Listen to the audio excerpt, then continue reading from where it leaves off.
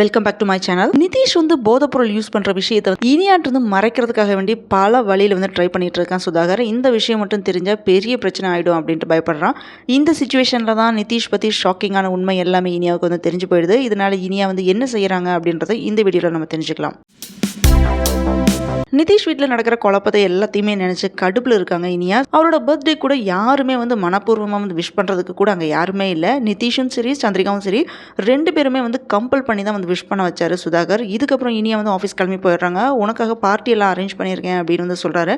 So evening சீக்கிரமாக வந்துடுமா அப்படின்ட்டு நல்லவன மாதிரி சொல்லி அனுப்புகிறான் சுதாகர். இனியா ஆஃபீஸ்க்கு போன உடனே அங்கே அவளுக்கு அசைன்மெண்ட் கொடுக்குறாங்க. ட்ரக்ஸ் யூஸ் பண்ணுற சின்ன பசங்களை பற்றி ஆர்டிகல்ஸ் ஒன்று செய்ய சொல்லியிருக்காங்க. இதுக்கான வேலையில் இனியா மும்முரமாக ஈடுபட்டு இருக்காங்க. அதுக்கிடையில் இவளை டீ குடிக்கிறதுக்காக வேண்டி ஃப்ரெண்ட்ஸ் எல்லாருமே கூப்பிடுறாங்க. டீ குடிச்சிட்டு இருக்கும்போது அந்த அசைன்மெண்ட் பத்தி எல்லாமே சொல்லிட்டு இருக்கா. ஸோ எப்படி ஸ்டார்ட் பண்றதுனே தெரியல அப்படின்னு குழப்பத்தில் இருக்கேன் அப்படின்னு சொல்றான். அப்போ அங்கே நடந்த பழைய கேஸை பற்றியே எல்லாருமே சொல்றாங்க. கொஞ்ச நாளைக்கு முன்னாடி கூட ஒரு பெரிய பிசினஸ் மேனோட பையன் ட்ரக்ஸ் கேஸ்ல சிக்கனா. அந்த பிசினஸ் மேனோட பேர் சுதாகர். செயின் ஆஃப் ரெஸ்டாரண்ட் வச்சிருக்காரு அப்படின்னு சொல்றாங்க. அதை கேட்ட உடனே இனியா பயங்கரமா ஷாக் ஆகிறாங்க. அந்த பையனோட பேர் என்ன அப்படின்னு கேட்குறாங்க.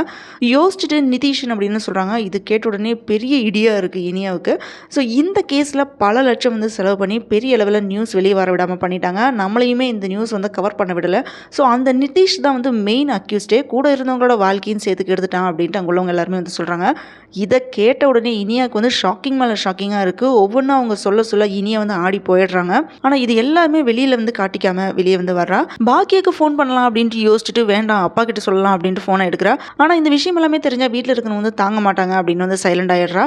அதுக்கப்புறம் வீட்டுக்கு வந்த உடனே இதை பற்றி கேட்கலாம் அப்படின்னு நினச்சா சொந்தக்காரங்க எல்லாருமே இருக்கிறனால அவனால சுத்தமாக பேச முடியல. அதுக்கப்புறம் நிதிஷ்ட போயிட்டு எங்கிட்ட ஏதாவது மறைச்சிருக்கீங்களா அப்படின்னு கேட்குறா. அதுக்கு அவன் என்ன சொல்றான்னா, நீ தான் உன்னோட முன்னாள் லவரை பற்றி எங்கிட்ட எதுவுமே சொல்லலை, இப்போ கூட அவனோட கான்டாக்ட்ல தான் இருக்கீல்ல அப்படின்னு கேட்குறான். உடனே இனியா என்ன சொல்றாங்கன்னா, இதை பற்றி ஆல்ரெடி நான் தெளிவாக சொல்லிட்டேன், நீங்கள் பேச்ச மாத்தாதீங்க, எங்கிட்ட எதை மறைச்சிருக்கீங்க அப்படின்னு மறுபடியும் கேட்குறான். நிதிஷ் என்ன சொல்றான்னா, நான் எதையுமே மறைக்கல அப்படின்ட்டு எகெயின் அண்ட் எகெயின் சொன்னதையே சொல்லிட்டு இருக்கான். அந்த டைம்னு பார்த்து திடீர்னு எலியில் அங்கே வர்றான். ஸோ அவனை பார்த்த உடனே நடந்தது எல்லாமே நினச்சி இனியா அவனை கட்டி பிடிச்சி கதறி அழுறா.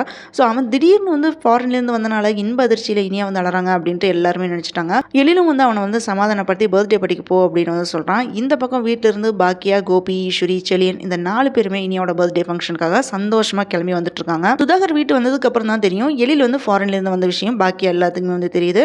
இதனால அவங்களுக்குமே ஷாக்கிங்கில் இருக்காங்க. எத்தனை நாளைக்கு இருப்ப அப்படின்னு கேட்குறாங்க. இனியா பர்த்டேக்காக தான் நான் வந்திருக்கேன், நைட்டே கிளம்பிடுவேன் அப்படின்னு சொல்கிறான். அதுக்கப்புறம் இனியாவோட பர்த்டே ஃபங்க்ஷனில் என்ன நடக்கும் அப்படின்றத நம்ம நாளைக்கு எபிசோட்ல பார்க்கலாம். Thanks for joining with me. இந்த வீடியோ உங்களுக்கு பிடிச்சிருக்கும் நம்புறேன். இந்த வீடியோக்கு லைக் பண்ணுங்க, ஷேர் பண்ணுங்க, சப்ஸ்கிரைப் பண்ணுங்க. Have a great day.